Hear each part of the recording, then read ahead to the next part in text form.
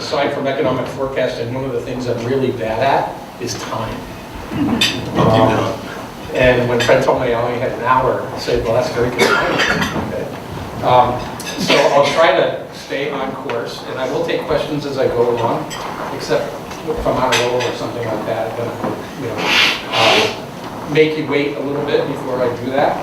And it's 8:17 now. I'll try to, I got an hour, so I'll try to wrap up anything that I want to have to say by 9, so we can have a nice conversation about what you guys see. Excuse the lozenge, every once in a while it's going to be there and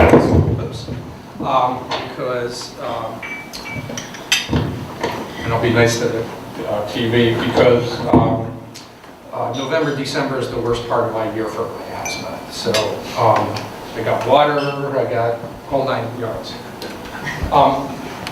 So Fred, I think we've got a point you might give me a little technical help here, Fred. Where did he go? Fred? Because I don't know his computer. Where did he go? Oh, he did?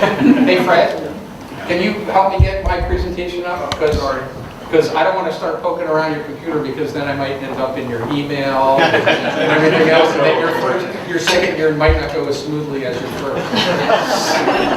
Worse than pictures of the kids. Yes, yes, which are lovely kids, by the way. And Fred is learning about firsthand experience with the demographics in Vermont. He actually has his son moving back in to the house. And I told Fred his first mistake was buying a house that was big enough to allow that to happen. But actually, it's symptomatic of what's going on with the demographics. We're going to talk a little bit about it as we get into the Vermont outlook and things of that nature. And I don't know, any of you saw the Pew research study that was done about living arrangements? It was about 3 years ago. And it points to the problem that we have right now, and I'll talk a little bit more about that as we get into this, which is they looked at the living arrangements of 18 to 34-year-olds in the United States. And what they did was they found that about a third of 18 to 34-year-olds were actually living with their parents for a variety of reasons. And that was the highest percentage in that demographic category that was living with their parents since the 50s. And they weren't talking the 1950s, they were talking 1850s. So that kind of gives you an idea, kind of some of the things that we're trying to deal with in our workforce. And Mark, thank you for poaching one of my really good employees last week. UTC hired away one of my best employees at my company. And that's also symptomatic of what's going on. There's a lot of open positions and not enough bodies to fill them. And a lot of people, put emphasis on, there's a big deal made about 3 weeks ago when Moody's bond rating service downgraded the state of Vermont from AAA to AA+. And a lot of people pointed to the underfunded pension liabilities of our teachers' retirement program and the state employees' retirement program. But do you know that the largest number of questions they had when we were going through the agonizing process of them pulling us through the rating purgatory back in November was about our demographics and how are we going to be able to create jobs in the state and have bodies to actually fill them going forward, particularly as it relates to things like healthcare and all those types of things. And healthcare has previously been one of our leading categories in terms of creating jobs in Vermont. And and we sit there and we say to them, well, we've got this new model that we're putting in place.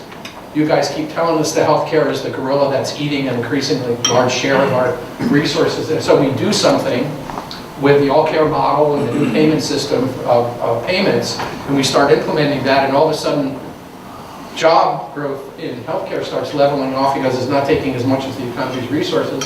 And now all of a sudden you're turning around and punishing us for that in terms of our bond rating.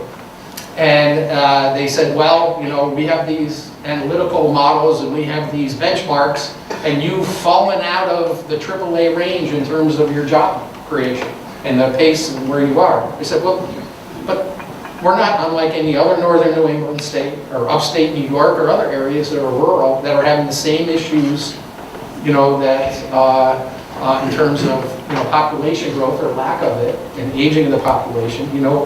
Her median age in Vermont is in the mid-40s. And we're not getting any younger. And it is a major challenge for us going forward, or what's going to continue to happen is we're going to continue to have a large number of job openings in the state without the available talent to fill them. And it's very hard to get young people to be interested in living in Vermont when we're a bunch of fuddy-duddies, old farts in the state. Young people like to be where other young people are. And outside of Burlington, they ain't here. And so that's another challenge that we have, right? You got to go to Burlington for your social life. You know? So, but anyway, that's beside the point. I'm going to talk a little bit about the national economy. And I have to tell you what my political affiliation is. I do this all the time. I was in Dallas about a month ago giving a talk to a group. And I have to tell them that I'm one of the 2 or 3 remaining Republicans in the Northeast. But for all you people in Dallas, Texas, I'm a rhino. Republican in name only, because I'm not anywhere near where those folks were. So, you know, in terms of my political persuasion, I'm a Snelling Republican. My first job was with Governor Snelling in the state planning office back in 1980 as a young economist. And so that means that I want to have a more humane social safety net that I'm willing to pay taxes for to fund. So that's where I am. If we look nationally, the economy actually is doing pretty well. We're in the 113th month of our current upturn. About 6 months ago, we overtook the 1960s expansion to become the second longest in recorded economic history. And if we make it through to July of 2019, which is a pretty good chance we're gonna, we will have the distinction of being part of the longest period of sustained forward progress in the economy in the nation's recorded economic history. Now that only goes back to the 1850s, but that's still a pretty impressive record. And there's 3 reasons, I think, for some optimism out there. Number one, we've got a pretty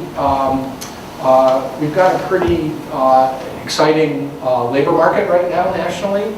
I think we've added jobs on a month-to-month basis.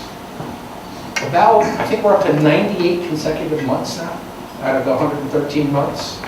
That's a pretty good record. We've had a couple of months where we've come close. But when, you know, I think it was last March, a year ago March, we had an original report where it went negative and everybody was disappointed.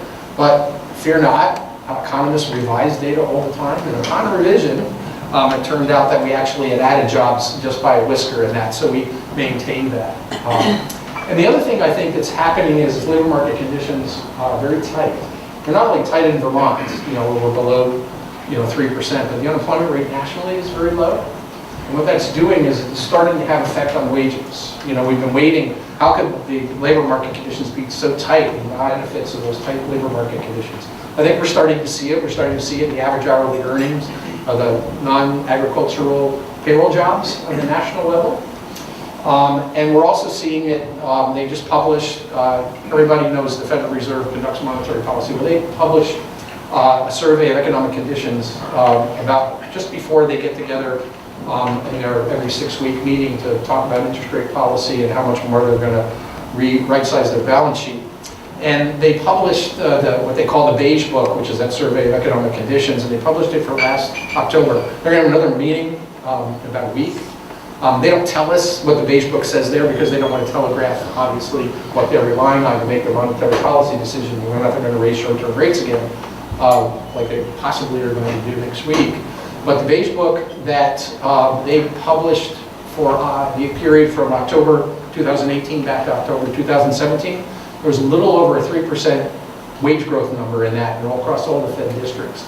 And so we are starting to finally see the tight labor markets result in some wages. And that's good. That's important because that income growth, on top of the second reason that I think we have some reason for optimism, which is, you know, if we can just forget about what the stock market's done the last 3 or 4 days, we've had a pretty good run in asset prices, including real estate values. We're talking about real estate values at breakfast here before about what was going on in the area. But if you look at from the peak in the mid-2000s to the bottom and now the recovery that we've seen to the point now where we have about 40 states around the country where their housing prices are actually now higher than they were in the mid-2000s, which led to the financial collapse, which led to the Great Recession nationally. But that wasn't our Great Recession, right? Our Great Recession was back in 89 to 92, right? Remember that one? Everybody remembers that one because that was the Great Recession for New England. The Great Recession nationally for Vermont and New England was only the second worst recession since World War II. But housing prices have come back, and don't worry, even though housing prices are actually higher in Vermont, higher in most states around the country, they're higher with a very fundamentally stronger and larger economy than was the case back in mid-2005, 2006 range. And actually real estate values have added, since they've bottomed and come back, about $2 trillion to national wealth. On the stock market side, we're basically flat. I think if you look at the Dow and the broader S&P, we're basically with the plus or minus 1%. I think the number for the Dow was 0.8 year to date, and for the S&P 0.9, despite all the bad stuff that's happened. Despite the tantrum that the markets are having over concern about trade, which actually is the #1 issue now that's threatening our economy, is the uncertainty of trade policy. And you know, I do a lot of work in immigration. I do a lot of work in that program that JP got into trouble, but I do it all over the country. I work for JP. I did back in 2004, 2005, but not for quite a long period of time with those folks. I know a lot about the Chinese. Been in China about a half a dozen times, things of that nature. When you have a meeting with them, okay, the last thing in the world they want you to do is go out and tell the world through a tweet what they agreed to in the meeting with you before they have a chance to tell it to their own people. Okay? So that's why you saw the kind of tepid response from the Chinese. And now, believe me, I mean, the Chinese do awful things, okay? When they get into, joint ventures with our companies, and, they make a condition of the joint venture to get access to the second largest consumer market in the world now, which is China. They make them share intellectual property and things like that so they can fast forward through their development. They do awful things, okay? And we've got to deal with that. But, tweets like Tariff Man and all that kind of stuff just do nothing but destabilize the situation. And newsflash from the president, we are not in the 1800s with your mercantile view of what trade is, okay? Americans generally pay the tariffs, not the Chinese. So the money that's going in to the Treasury for the tariffs is actually, until you can alter the supply chain, and particularly if the Chinese are selling us a product where there's no substitute, and they can't alter the supply chain, that money is coming out of our pockets, okay? And, this is, I don't know, this might even be a 3G, I don't buy my cell phones everywhere, but, some of our younger people who need to have these things be the latest and greatest, and then you add $100 to this, that takes a dent out of people's incomes. And so, aside from what was going on, in the last couple of days, equity prices have added about $7 trillion to our wealth since prices turned around back in the late 2000s. And so between real estate gains in wealth and the gains in wealth associated with the stock market, if you believe in the wealth effect, does everybody know what the wealth effect is? When households feel wealthier, it actually encourages them to do a little bit more spending, even if it doesn't reflect directly their income. And Chairman Greenspan started doing this way back when, back in the rational exuberance days. The wealth effect is about a 0.4% increase in consumption related to every dollar in wealth. So, nearly a $10 trillion bump in wealth from asset prices underpins several $100 billion in additional spending capacity that's out there, and apparently households have been doing it. And then the third thing that is out there that's some reason for optimism is that there's still a decent rate of growth globally in the economy. Now, there's been a little bit of a divergence, which is what the next slide is, between the United States and the rest of the world. With the United States being the blue line, and the green line being the rest of the world, aside from the United States. You can see that, back about last year, right around in here, when we were talking about synchronized global growth as being something for the first time in 10 years, we're going to synchronize global growth. Well, we did have that, okay? But then a funny thing happened. We passed the Tax Cuts and Jobs Act, which added another $1 trillion of juice into the economy, okay? Remember, it's a tax cut that was not funded because Secretary Mnuchin said it was going to pay for itself. Now, we just buried a guy who called that voodoo economics back in 1980, if you recall. So what's happened is that the United States has gone like this, diverged, and become much stronger. This, by the way, I think is underpinning a little bit of the White House's militant stand on trade, because they believe that we're stronger. And what we're going to do is we're going to take advantage, because remember, everything's a real estate team. Everything's a branding exercise. If you say something enough, it's going to become true. And to 40% of the population, the voting population, that's true. Okay? But we've diverged, but we still have a decent amount of growth. We're still seeing a couple percent growth. This is the third quarter of this calendar year, so it's the quarter that ended September 30th. But what do we notice? Uh-oh. The lines are starting to go down. So when we look to 19, the concern that we have a bit is, we'll have a decent rate of growth, but it's not going to be as strong as what happened in the direct aftermath of the Tax Cuts and Jobs Act passage, which, if you look at most macroeconomic forecasting firms that look at the US economy over the next 10 years, the passage of the Tax Cuts and Jobs Act didn't do anything to change the overall long-term water level, because by the time we get to 2027, most macro services have very small difference, maybe 1/4 percentage point in GDP growth by the time we get to 2027. But what it did do was it moved the stronger economic growth to earlier in that 10-year period, took it away from 2021, 22, before we get back on a longer-term track. And when we look at the economic outlook, that shifting in that economic activity to more near-term, to 18, 19, by the time we get to 20, with all the underlying financial dynamics, believe me, I'm an economist, it's my occupational responsibility to worry for you, even in the best of times. We have an issue with the possibility, if you believe in things like Nehru, okay, everybody know what Nehru is? It's not a Korean Chinese restaurant located in Williston, Vermont, no.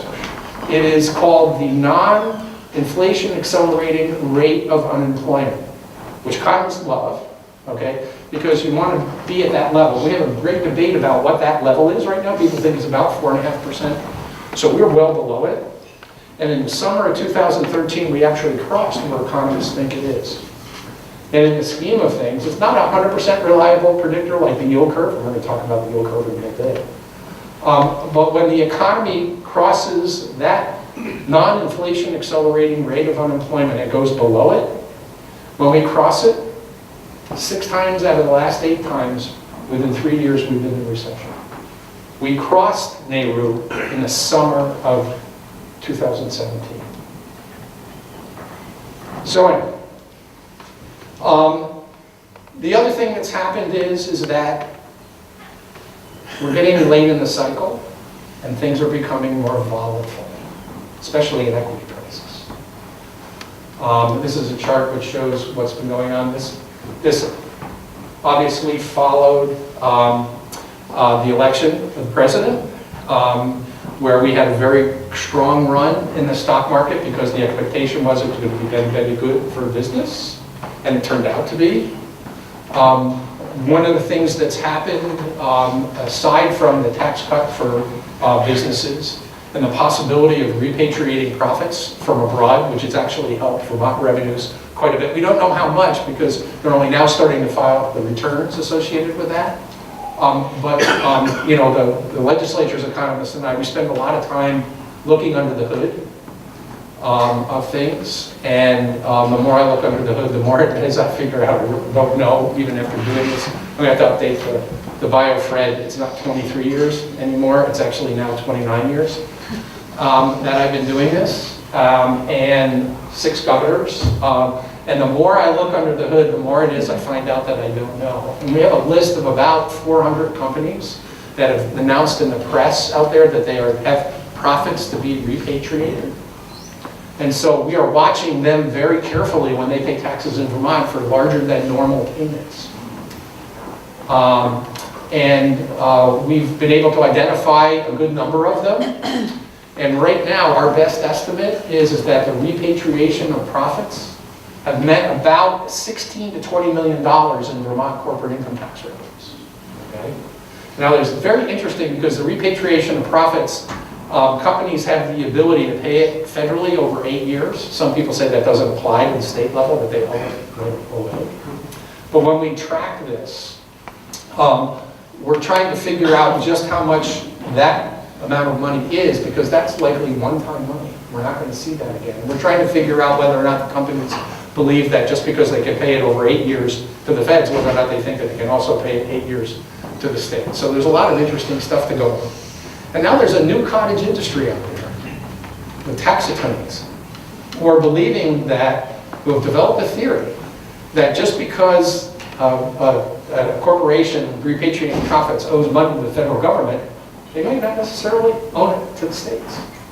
So we're going to potentially see a whole bunch of lawsuits coming down the pike about people challenging. So we're trying to wall off that money a little bit, thinking that, well, until we get some kind of test case in court, it may not be all ours definitively. So that's kind of interesting. That's an aside, probably only a tax revenue forecaster would care about. But I thought it was kind of interesting to see how something that happened on the federal level actually could be impacting you here on the local level and impacting your companies, and also funding things that are happening in your country through the state budget, in your county through the state budget. Also, we have about 9 years of output gains, and that's a pretty impressive array of things. And what I want to do is point you to out here. We had a 4.2 in the second quarter of 2018, and now we've had a 3.5. That's a significant ratcheting up in our GDP growth from way back in here, where we were starting to believe that 1.5% to 2.5% was our norm in the world. And I will tell you, if there's one thing that the current administration has been successful at in terms of implementing its economic policy, is that it is undoing the regulatory infrastructure of a lot of federal programs. Now, I mean, this is kind of a reaction to, you remember when President Obama talked about doing things by the stroke of the pen because he couldn't get the Republican Congress and the Senate to go along with him? This is kind of a boomerang reflex reaction back. I mean, regardless of whether or not you agree with it policy-wise or anything like that, they are dismantling a lot of the regulations. And the thought process, at least to what we can understand, is occurring at 1600 Pennsylvania Avenue, is the thought process is to move the supply side out to the right, to expand the productive capacity of the economy by undoing the regulations that they believe are restraining business activity and economic growth. That's how, when we passed the Tax Cuts and Jobs Act, in combination with the deregulation policy, they were running around with a straight face saying that these tax cuts are going to finance themselves because we're going to expand the productive capacity of the economy. And that's the way that you boost productivity. And productivity is absolutely essential to wage gains and earnings gains of the workers. So that's and also 20 million jobs is nothing to sneeze at. We talked a little bit about this before. But it has been pretty slow. This current upturn that we're in, which is now the second longest on record, is the second slowest in terms of the rate of job additions in the post-World War II period. Now, the one previous to that, which was in the aftermath of the dot-com short recession that we had in 2001 to the peak in the housing markets, and then we had the financial crisis and the Great Recession, that was slower. And 1.5%, it doesn't look like a lot, but 0.5% a year translates into a significant number of jobs. And so this is kind of what people were feeling about, well, why can't we get the wages going? Why isn't the labor market performing better? Why is the income inequality, increasing? You know, and so this is a little bit behind it, a little bit of reason behind it. And actually, 1.9%, about 2% job growth, that's the kind of benchmark that we like to see on a long-term average annual basis. And we're just not up to that with the current upturn. The other thing I think that about the current economic situation that's important is the Tax Cuts and Jobs Act of 2017 was supposed to unleash a lot of capital investment. That's the reason we cut the tax rate on corporations. And it actually looked like it started to work, because in the first quarter we had a 10.4, in the second quarter we had an 8.7, in the third quarter we had a 2.5. Uh-oh. Well, that wasn't supposed to happen. It was supposed to look more like this. What do we think's going on there? Businesses like certainty. They like an environment of predictability.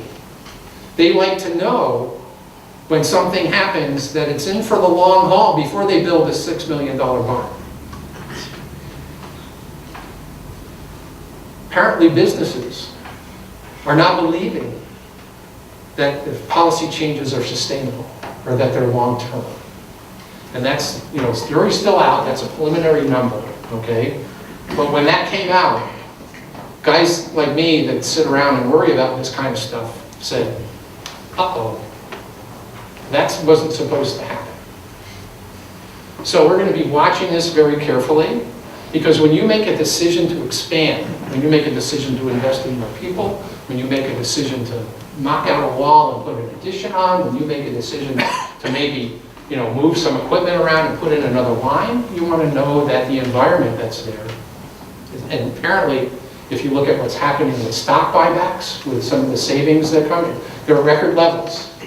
It looks like that the business people that are making the decisions are not convinced that we are in a situation where these changes are long-term. And that's something that's a little concerning. We've also, during this upturn, come through a period of unprecedented low interest rates. The Fed's normalizing policy. Everybody knows that part of that normalization is we're trying to get the short-term interest rate, the federal funds rate, which is the benchmark that they use, up to the 3.5 range. Right now, if they raise rates next week, it'll be 2.25% to 2.5%. So we're about 1% below where normal rates would be. And understand something. I mean, fiscal policy is not behaving like an adult right now. The only adult in the room in national economic policy is monetary policy.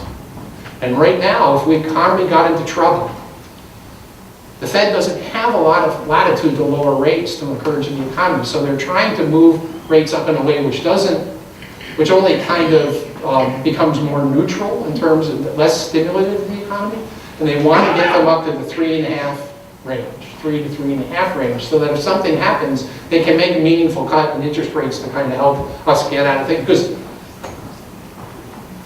the Congress and the President, okay, they must have read the books that I read when I was in graduate school and said, we're going to do exactly the opposite of what they said, because you don't layer stimulus on an economy that's almost at full employment and at its capacity. You only do that when the economy needs a little bit of a kick. By the way, I was very amused that when the president talked about that he invented the term priming. That was invented in the 1890s, okay? But he used the term priming the pump, and he thought that he had actually invented that term. But he didn't. Adam Smith and people did that. But anyway, the Fed is also normalizing policy by reducing the dollar amount of long-term securities that they've purchased over the course of time when we were coming out of the Great Recession back to a lower level than where they are now. Now, the Fed, probably had less than $1 trillion in holdings before we went into the Great Recession and the financial crisis. All the hand-wringing. You remember the taper tantrum of a couple of years ago when the stock market tanked and that kind of thing, because the Fed started, saying that they might not continue to purchase the long-term securities to keep long-term rates down, and people were worried about that through the housing markets. The Fed's tapering of its balance sheet. It went from about 700 million to, I think at the peak, it was about 4.6 trillion in these securities were on its balance sheet. Now it wants to go over a couple of year period back to about 3.5 trillion. And the whole concern about the normalization is over about 1/4 of what they added since the mid-2000s in terms of their normalization. So we're rooting for the Fed to do that. Chances are they're going to make their 9th short-term interest rate move next week, since they started normalizing policy, and that's a risk to the economy. Because the Fed usually doesn't make a mistake that puts us into a recession when they're reducing rates. They usually do it when they're tightening. And right now they are in a tightening mode. And I have a lot of confidence in the chair of the Federal Reserve, okay? I had a lot of confidence in Janet Yellen. I thought she had a marvelous term as the Fed chair, and obviously that came after Chairman Bernanke, who I thought, you know, if he wasn't even modestly successful in what he did, and I thought he was pretty successful in what he did, we would be talking about a radically different world as we speak here today. If he and Secretary Paulson and New York Fed President Timothy Geithner hadn't done what they did. But if you like this stuff, and you want to read a book that's just like a novel, you read Aaron Sorkin's book about what happened during, and I remember the morning of getting up and going to the office on Saturday morning when Freddie and Fannie were on the brink of bankruptcy. You know, it's entertaining and it's illustrative and it's helpful to understand what happened for you, even if you don't necessarily are an economist. But for me, you know, that was like reading, you know, Great Expectations or something like that, because I kind of like this stuff.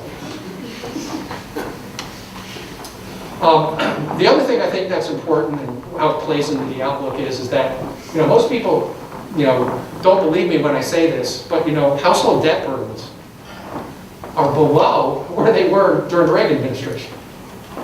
And people say, well, how can that be? Well, interest rates are so low, people, you know, don't have a lot of debt, okay, right now. Actually, we went through a period of time where we crammed down a lot of mortgage debt, right, bankers? Wasn't that fun?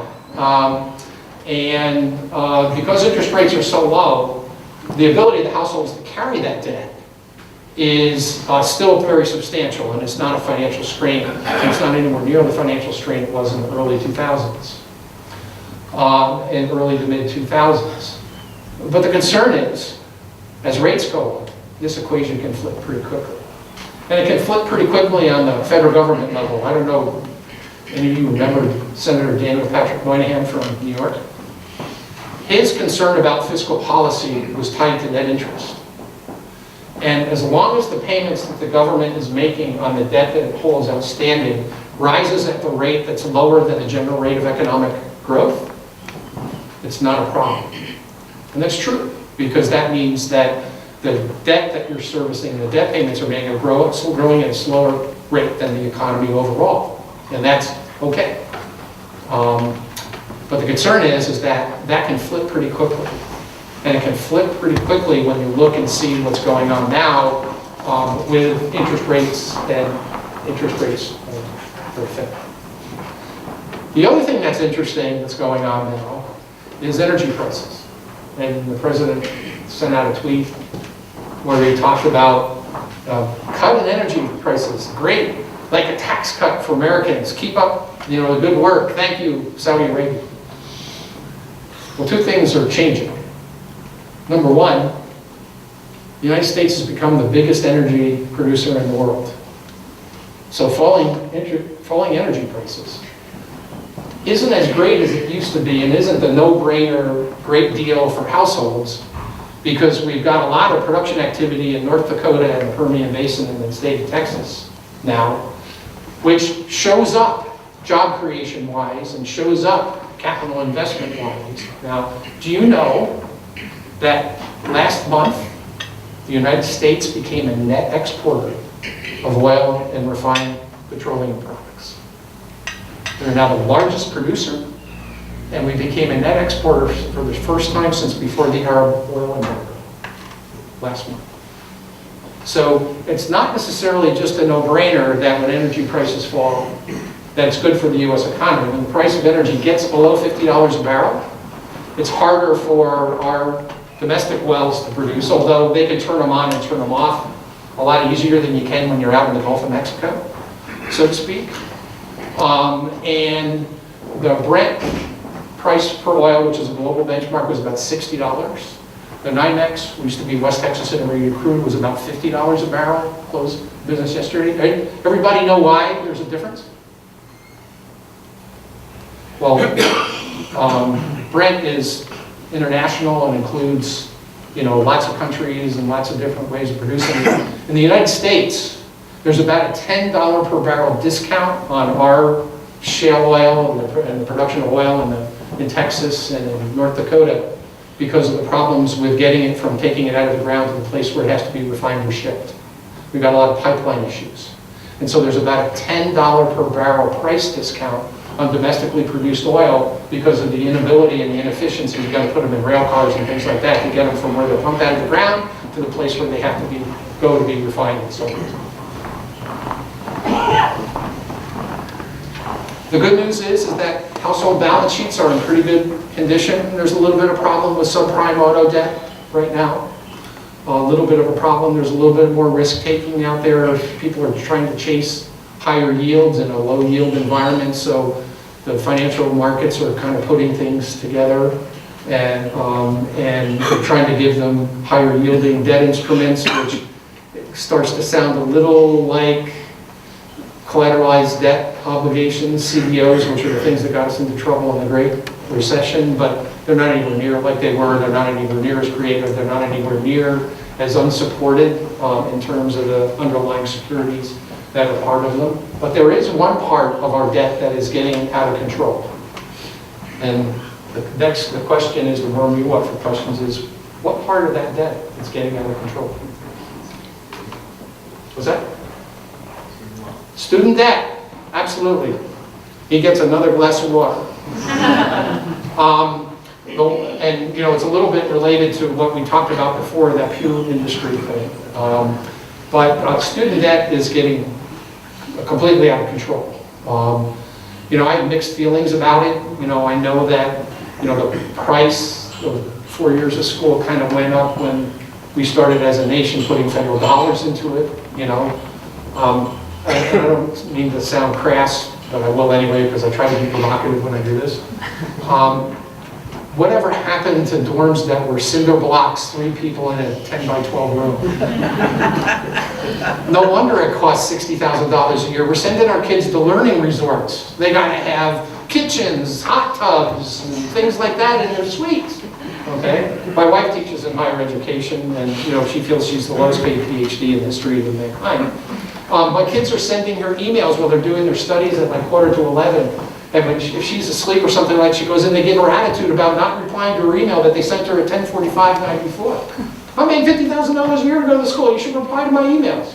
Sorry, I was asleep. If you weren't doing your homework at 11 o'clock at night before you showed up at the lab at 8:15 the next morning, you might have had an opportunity to have a conversation. This is becoming more of a macroeconomic issue. We keep running into this in regional housing markets where you have people that are first-time home buyers that are looking to sell to another first-time home buyer to trade up, which is part of the filtering up process, which is a part of a healthy, functioning housing market. But the number of candidates that are coming in, that are graduating, that are coming in, are coming with too much on their debt on their balance sheet, and a good chief culprit of that normally is student loan. Now the interesting thing is, you guys are in economics, so you're numbers people. The median amount of student debt on the balance sheet of a kid graduating from college is about $18,000. But the mean is $35,000. So, numbers whizzes. What does that say to you? That says that a lot of people have debt. A lot of kids have debt. A lot of kids have a little debt, but there are a few folks that graduate that have an awful lot of debt. Those are usually the folks that graduate and walk around in their white smocks, that stethoscope around their neck. They're the people that maybe you don't like to meet up in our litigation society, things like that. And the other thing that it's doing is, we're seeing this now that some of the baby boom, the back end of the baby boom generation are in their 50s now. The ones in the middle of it are in their 60s, and the leading edge is in their 70s. We're seeing an unusually large number of households headed by someone aged in their 50s that is still carrying student debt on their personal balance sheet. It's affecting their ability to save for retirement. The difference in retirement savings for households that have no student debt and the ones that are carrying some, it's about $100,000 to $120,000. And so this is going to become an issue as we get older and as we start to retire. And you know, it's really a two-pronged thing we got to deal with. And you know, most of the proposals that you see for free tuition are for what? State schools, and they don't include room and board, and they don't include books and supplies and things like that, which I think are good. So we've got to deal with that, because only if we give our kids these kinds of educations are we going to have the people that are going to be able to fill the jobs, and fill the jobs credibly. A lot of countries around the world are taking care of this part of the equation a lot better than we are, and we're going to be competing with them, and this is going to be an issue in 10 to 15 years. So we've got to be careful about it. And then what are we going to do about the balance sheet? You know, we're going to, I hate to say it, but I bet at some point in time there's going to be some principal forgiveness on it. And I think we probably ought to look at least programs like the one they have in Australia, where the payback of your student loans are a function of what your income is, and it's a reasonable percentage of your income. Actually happened to me in my company. I had a kid I hired at UVM, undergraduate degree in economics. He was a good kid. Had him on the payroll for about 1.5 years, and I think he was going through the process of fighting with him over continuing his exemptions to do the full debt service payments and all that kind of thing. One day he shows up in my office. And it wasn't bad pay. I was paying about $48,000 a year, okay, which isn't bad for somebody with an undergraduate degree. Okay, and he shows up and he says, I need a raise. I need to make $64,000. And I looked at him and I go, of course you know that's not the way this works. And he goes, yes, but I thought I'd ask. Because if you can't pay me that, I can't afford to make my student loan payments. And I'm going to have to go back to Massachusetts, live at home, and I'm going to become a photographer. And that's what he did. So there are some economic performance aspects associated with that. I ended up replacing him, but it was awfully hard to do that. And this is a really developing economic issue. But the good news is that the Fed has inflation under control. We can see that all the benchmarks that it looks at, it has some flexibility to continue to be a little bit reserved in raising rates. And that's a good news. And then there's Vermont. I hate this chart because I can't explain it, okay? The green bars are the months where payroll jobs in Vermont seasonally adjusted have increased in the state, and the red bars are where it's declined. The last 4 bars are deeply red. These last 4 bars, the state of Vermont over the last 4 months has lost almost 4,000 jobs. I don't know why. I can't tell you. Now I do know one thing. My employee's now working at UTC this week, okay? That looks, and I'm down 1 job. And that's 1/7 of my workforce. But it's not necessarily because it's economically weak, yes. But that's still a lost job in these data. A nurse at Porter medical facility, right in the area, who decides to take a better paying job in Boston because the pay's better. And that nurse leaves.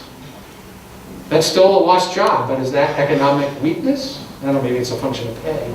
I know mine was a function of pay for you guys. I can't compete with you. But yes. I was just going to say, one of the things we hear is the fact that there's so many graying workers that are retiring and they can't be replaced quickly enough. So probably net. Well, that's part of the demographics of what's going on, and that's, you know, between us, Maine, and New Hampshire, you know, outside of the southeast part of New Hampshire and northwest Vermont, we're really old, you know. And so, you know, some of this is a function of our unfavorable demographics. And, you know, we have had some labor force growth. You know, when I look at the line, it actually looks like it's turned around about 18 months ago. So we have had some labor force growth. But you look at the job numbers that are out there. I mean, there's everything I read about Addison County is there's a lot of jobs out there. okay? Where can we find the people to get them into it, okay? And, you know, we can offer lots of good things. We can tell you, you know, when you're not working, there's lots of fun things to do and things like that, but it's still not very attractive to the young kids. The young kids want to be in Boston. They want to be in a place where they don't have to get in their car everywhere they go. You know, we're seeing that more and more. And as people are getting older, they also want to have everything within walking distance nowadays. It's called transit-oriented design in the transportation world. So this is troubling to me, okay? Because we now have job levels in Vermont, payroll job levels, that are starting to look like 2015. And tax revenues are great, withholding's up. I just, and you know, I talked to the people over at the Department of Labor, you sure you're getting this right? You know, you sure the surveys are, is it, you're missing somebody? Is UTC not sent in their, you know, survey reply or something like that? And, you know, and nothing wrong with the survey, that's what they say. But yet, you know, this bar right here looks an awful lot like back here. And that was during the Great Recession. But anyway, we're perplexing over that. And this chart breaks the state down a little bit versus the US average. This goes back to the point around June 2007 and tracks the US, which is the blue line, tracks it down the recession and then back of its recovery. That's the blue line. The green line, surprise, is Vermont. And you can see that, you know, this is the break-even line in terms of our jobs with the Great Recession, before we went into the Great Recession. The purple line is Burlington, South Burlington area. And the red line is what? The rest of the state. And you can see in the red line, which the county is a part of, we're not even back to where we were before we went into the Great Recession in terms of the number of jobs that we have. Whether or not that's a function of weakness or a function of lack of available workforce is another issue. But this thing is the worrisome one. This is Burlington, South Burlington. You know, we need a healthy Burlington, South Burlington paying tax revenues because it makes it a lot easier to have a pot of resources to divide to deal with the needs. You know, it's easy for me, I guess, to say because I'm from Northwest Vermont.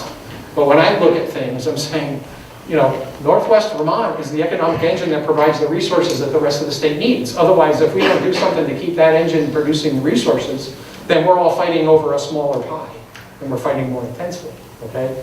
This bothers me right here. For about the last 3 years, when we were out here, when there was a big difference between where we were versus the US, we've now come across the US line and we're actually below it now. And that says to me, you know, obviously we've got issues with our economic drivers. You know, IBM, which is a profit maximizing, shareholder focused company, was bought by Global Foundries, which is close to a chip fabrication startup company owned by a sovereign wealth fund from the Middle East, as you can find. A much different company. And we've had some employment adjustments there. We see many of our institutions of higher learning, and I think even Middlebury College is in this, struggling a little bit financially. St. Michael's College is a perfect example, not particularly well endowed liberal arts school. It's cut about 50 staff out of like 400 because the competition for students. And we love foreign students, right? Most of the domestic students come in and they're subsidized. They're paying about half of their tuition. The foreign students that come in, you know, you walk through UVM student parking lot right now, you see SUVs up there like you've never seen before. You think you're at Mar del Lago down in Florida with the SUVs that are in there. I mean, these kids, and they're paying full freight. And there's an intense competition now for foreign students. I mean, most students don't have to actually write the check for their tuition until they're there, you know, they're through the first weekend and they have to move in. I have heard stories of people who are actually calling up students, have you paid your tuition yet? Trying to poach them with incentives to come to another school before they actually write their check.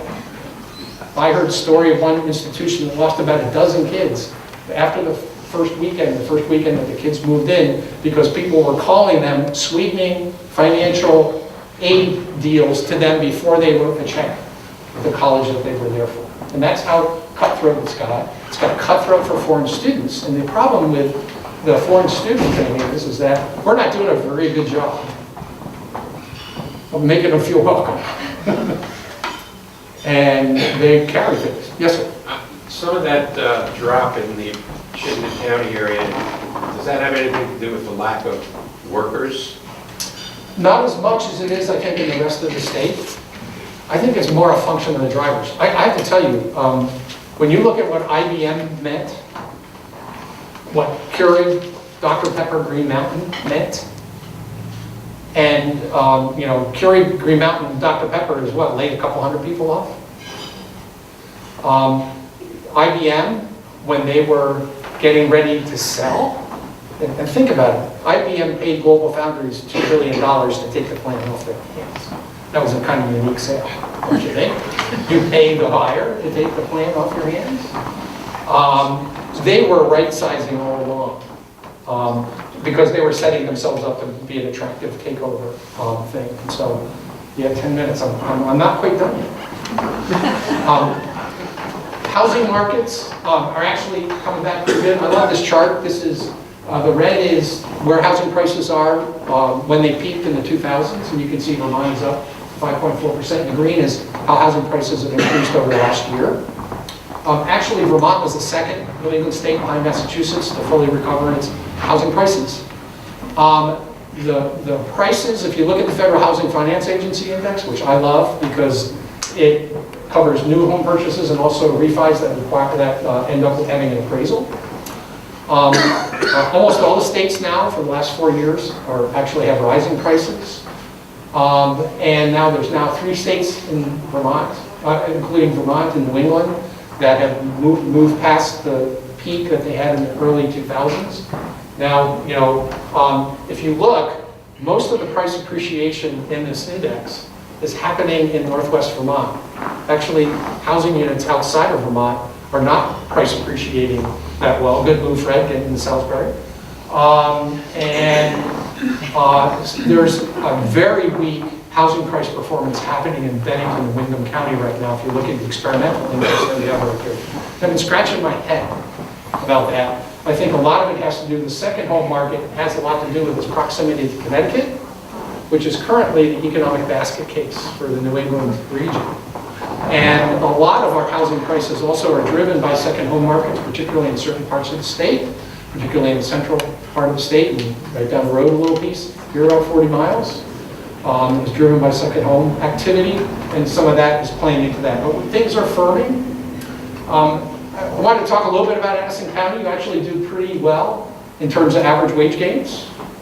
You're not great. You're gonna have a copy of this. You're not great on your necessarily on your job change,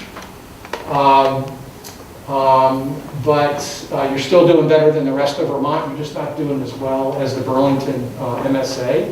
This is a chart which kind of puts it together. You can see actually Addison County is up here. And actually, when I read the stories about how the economy's doing, or if I call Fred, talk to Fred, actually, you know, you guys are doing pretty well. You don't even have any freaking snow. I have a foot of snow in my yard.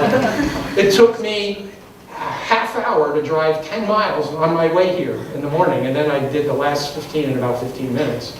I tell the cops, I'm going a little faster. I was a little worried about not getting here. And the rest of Vermont isn't doing very well, but Addison County's not doing bad. It's actually on par with what's happening in the Burlington MSA. The outlook is for about 2.5% to 2% GDP growth nationally, which will filter down to Vermont if we can ever get the workforce to fill the jobs. And the odds of recession are still really low. You can see this is back when we were leading up to the 2016 election. There was a lot of anxiety out there about what it was going to mean for the economy. We've kind of bounced back up. Some of this is part of the trade issue. I think that still is the biggest issue out there, and it's important to Vermont. We do a lot of trade with Canada. We do a lot of trade with Asia. There are many of our companies that are sons or daughters of subsidiaries of European Union companies out there. And so this is a little bit of concern, but the good news is that we're probably going to make it to July. By the time you sit here next year, unless we have a bad thing happen, which, I don't know, I maybe should check my cell phone, you know, to make sure nothing's happened while I've been up here to affect the economic outlook, which is possible. I mean, isn't that amazing? I mean, it is absolutely amazing. I now listen to satellite radio all the time, driving around the state, because I don't want to miss something. And it's really bad, although I do turn my cell phone off at 7:30 every night. I look at it again to look at it in the office the next morning. It just happens to be usually around 6 in the morning. But anyway, the outlook is still pretty bright. I think you've got a good region with some good fundamental underlying things. Milk prices suck, okay? But you seem to have carved out a beautiful niche in adult beverages. What does that say about you guys? It's a really good business to be in these days. And maybe what you ought to do is develop an indicator, the level of volatility, and correlate that with job gains in adult beverages. With that, I'd be glad to take any questions that you got. I got a couple minutes, right, Fred? Yeah. I'm just stalling so that the sun thaws out the roads when I drive back to Vermont. Yes? Deficit. The deficit. Ah. So the question is, what about the deficit? It's a problem. Anytime you put $1 trillion worth of unfunded stimulus on a full employment economy, it's tough on the deficit. Now, you guys probably saw the story that came out in the last couple of days that the senior economic people came in after they passed the Tax Cuts and Jobs Act and said, now, Mr. President, we got to do the back end of the deal. Here, we got the tax cuts. Now, here's the national debt. And the President looked at the charts. He's a businessman. He likes numbers, right? And he saw that the day of reckoning on the national debt was beyond 2024.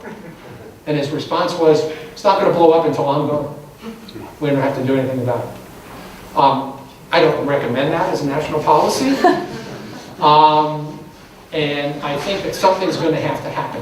And I think what it's going to be, but now that Paul Ryan's not there anymore, I think it's going to be a harder road to hoe on this because he was one of the champions of entitlement reform. And unfortunately, in the last couple of years, he wasn't terribly effective when he was there. But I think we're going to have to do something like means test entitlements and the sacrosanct entitlements. The problem is, I don't see any George Bush 41s anywhere that are going to be able to do that on the timeline that we need it to happen. And unfortunately, in our way of doing things, okay? When was the last time we addressed Social Security? Everybody remember? 1984, during the Reagan administration with the Greenspan Commission, okay? We haven't done anything on Social Security since 1984. We've got to find somebody with the will to do it. And I unfortunately don't think that that's going to happen until it becomes more apparent to people that we've got a serious problem with the national debt. And the cost of servicing it is still not growing as fast as the economy, so we haven't hit the Moynihan inflection point yet. But chances are we are in the next couple of years. Okay? And if you look at the yield curve, right? Everybody knows what the yield curve is? It's a comparison of short-term and long-term rates, and people usually use the 2-year Treasury bill and 10-year Treasury bill, although some people use different ones to illustrate the point. And normally the yield curve is upward sloping, right? Because the farther you go out into the future, the more uncertain things are, so people want a higher interest rate payment to accept that risk.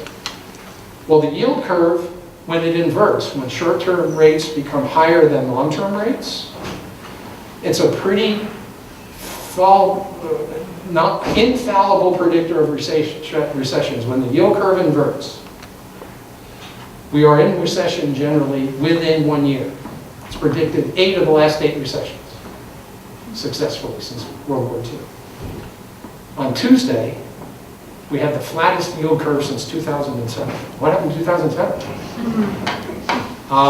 So anyway, a lot of people are critical of the yield curve now because they think that the Fed's intervention on its balance sheet are artificially depressing long-term rates, which means that long-term rates really are higher if there wasn't that intervention, and the rest of the yield curve is still positively sloped. So we're kind of thinking about that. We're kind of thinking about the timing with Nehru and everything else. And the economists are still thinking that by the time we get to the first calendar quarter of 2020 or the second calendar quarter of 2020, that the economy has the capacity to be in line to have a downturn. Which raises the point, have any of you ever seen a statistical release from the People's Republic of China? It usually starts out under the expert guidance of His Excellency President Xi. The economy of China grew at the rate of 6.7%. We're not quite there yet, although I think there's a possibility that we might have those statistical releases if there's a second term. But what if we got into a recession and we didn't have the data to tell us that we were in one? Now, I mean, I love the Chinese, okay?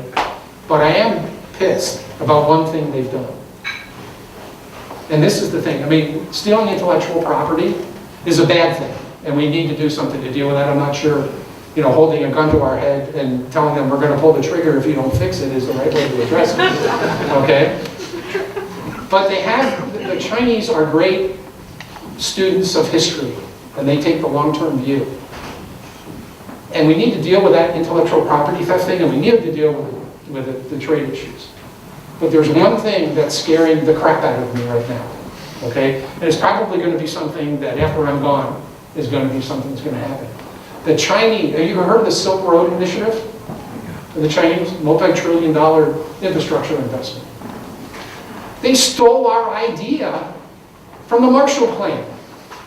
After we rebuilt the, you know, the war-torn economies and everything, we had a natural economic connection, a natural political connection, and things like that. Well, the Chinese, through their Silk Road Initiative, are doing infrastructure.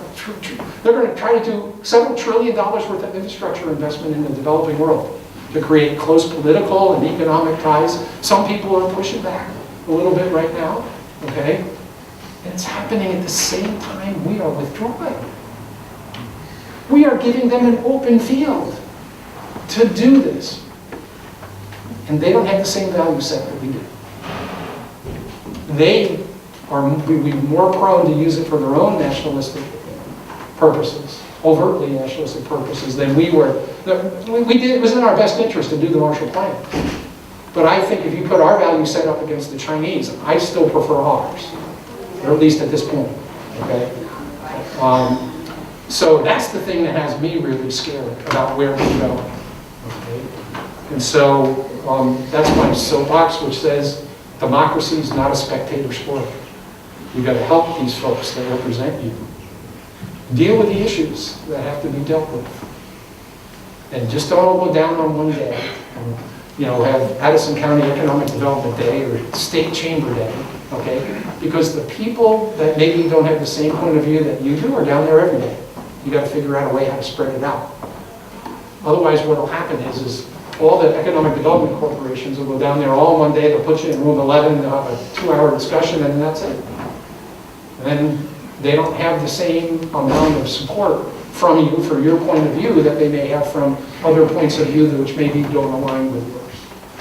So as members of this organization, you have to work with your elected representatives and help them to understand what the point of view is that they have to balance for yours with all the other competing needs that are out there, okay? And it works on the local level as well, okay? Like I said, democracy is not a spectator sport, and you need to participate. So, yes? When you showed the chart of... I don't know how I got on that from the federal deficit, but there was some kind of stream of consciousness there. Yeah. When you showed the chart of the 4,000 job loss, it was Department of Labor data. Was that Federal Department of Labor? That was Vermont. Vermont. That's Vermont. There's a Vermont Department of Labor, which is a cooperative program with the U.S.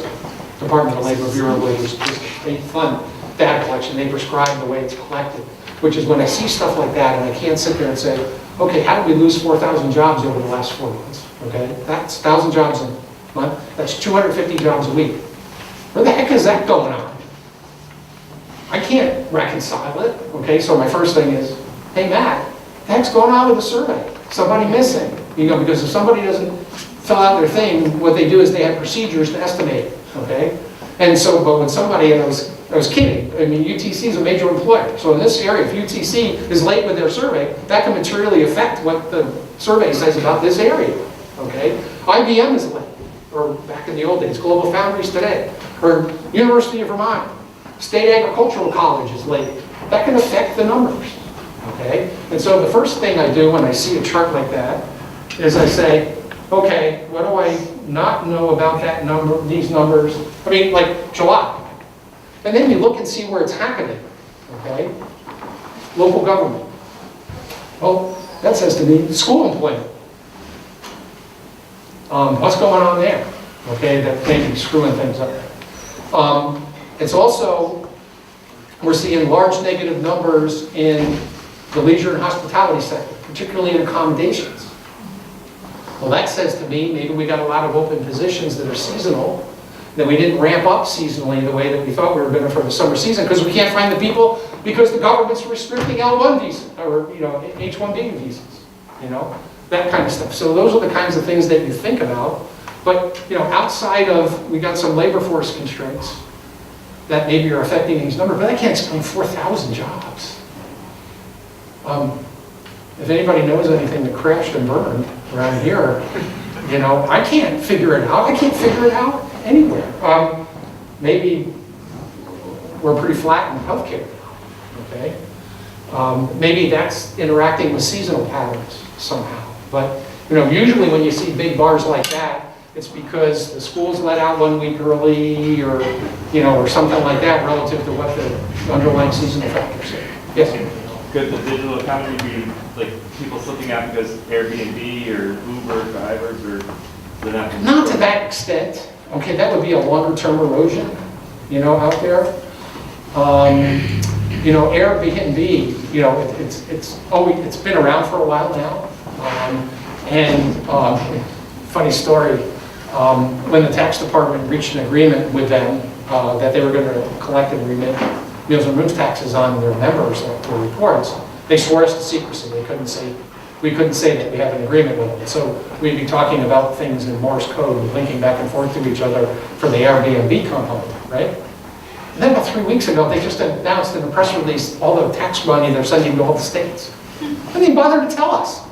They swore us to secrecy, yet they throw out a press release, and then, what happens, the reporters call the state. Well, what, is this true?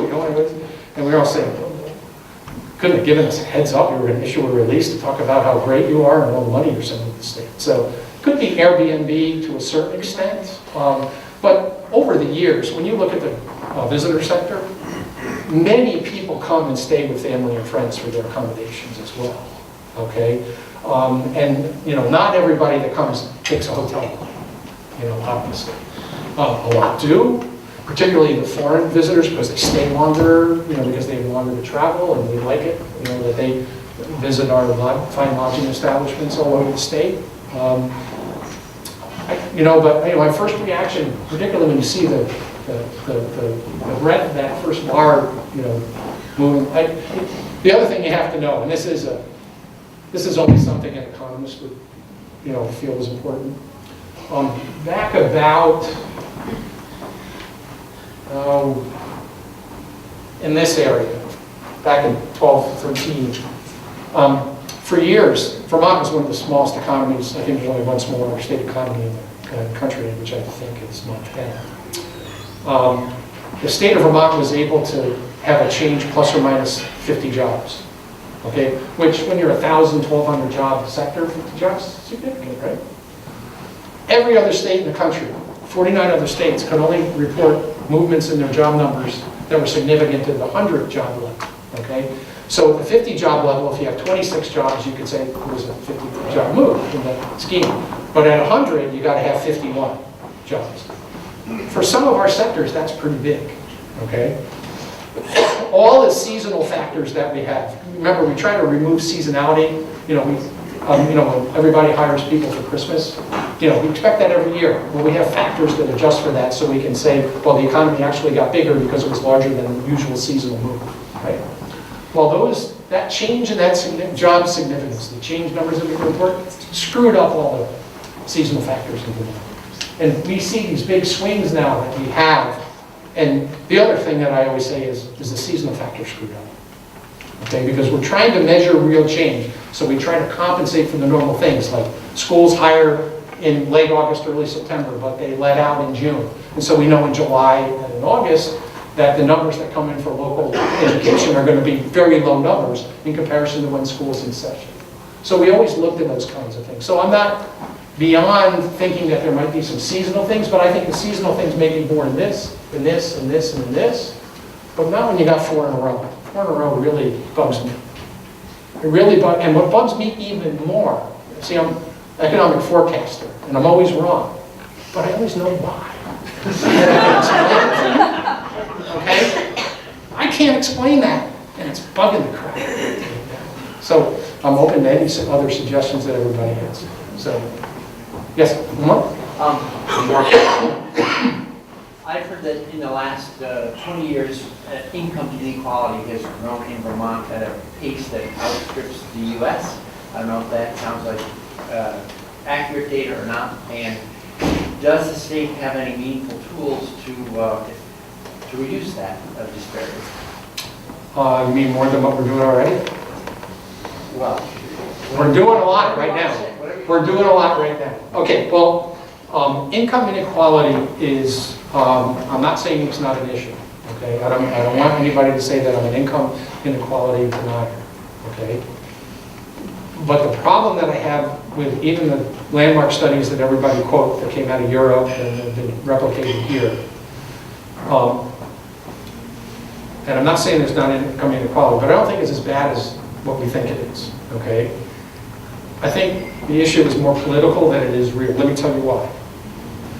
Most of the analyses that are done are what they call cross-sectional studies. In other words, they take a snapshot of where we are now and compare it to the same snapshot back in 1980 or 1990. And the question is, if you want to look at income inequality, you've got to look at it longitudinally. Because the people that are in the lower income level 10 years ago are not the same people that are there now. Okay? It's like floors in a hotel. All the rooms are occupied every night, but not necessarily by the same people. And what I'm concerned a little bit about in terms of prescription is, not that there's not a problem, but you need to understand longitudinally what's affecting people's things and trace people throughout their earnings lifetimes to design prescriptions that will be more than just political sound bites. Okay? Clearly, we made a deal with the devil on monetary policy. We were going to keep interest rates low, which ended up in asset price increases, which means the greatest economic benefit inured to the people that own the assets. And they are not necessarily the lower end of the income, although many people have 401k. Okay? The stock market last week is driving the president crazy, the news reports say, because he looks at the Dow as a referendum on his leadership. Okay? So when you keep interest rates low, and you do that as a response to the financial crisis back in the early 2000s, and Chairman Greenspan did that throughout the 90s, you set up a situation where the distribution of the fruits of the economy are going to inure to different groups, and they're not going to inure necessarily to the workers. They're going to inure to the owners of the assets. And so if you're going to do something, base it on the real information, which is a longitudinal view of what happens to people and what we can do with people who are working to get them to enjoy a little bit more of the fruits, or not a little bit, but more of the fruits of the benefits of their labors that the owners have been enjoying. And you can do things to do that. The problem is some of the things that you see that are politically convenient and make really good sound bites, okay, are not things that are going to do anything other than give the people who are proposing those things the ability to go out and say that they're doing something, even if they're not effective. And I think that's, particularly in this environment, something that we want to avoid. So it's an issue. It's something that has come about as policy decisions that we have made. And not the least of which was we were in a panic in the mid-2000s to keep our system, our economic system, from melting down. And it came a lot closer than rank and file people understand. We really owe Geithner, Paulson, and Bernanke a great vote of thank you for what it is that they did, because there was no playbook for what they did. They got George Bush Jr. to do things that were diametrically opposed to his philosophy about how the government interacts with the economy in order to save us. And it worked, not perfectly because we exacerbated the wealth inequality as a result of it, but at least we're not singing Hail to the Chief to Putin or Xi, which was a possibility if we fell apart. Now, that doesn't mean that we're not under, our democratic institutions aren't under assault. And it was awfully hard to watch the service of Bush 41 and not, even though the people were not doing it, John Meacham and Senator Simpson were not doing anything to take a swipe at the current president. But when you talk about what Bush 41 stood for, and he did something too that was diametrically opposed to the way he thought about economically with forsaking his read my lips, no new taxes pledge. But he had to do it. He reacted very differently when the people came in and told him he had to do what he had to do than the current president. And that's the thing that is disturbing.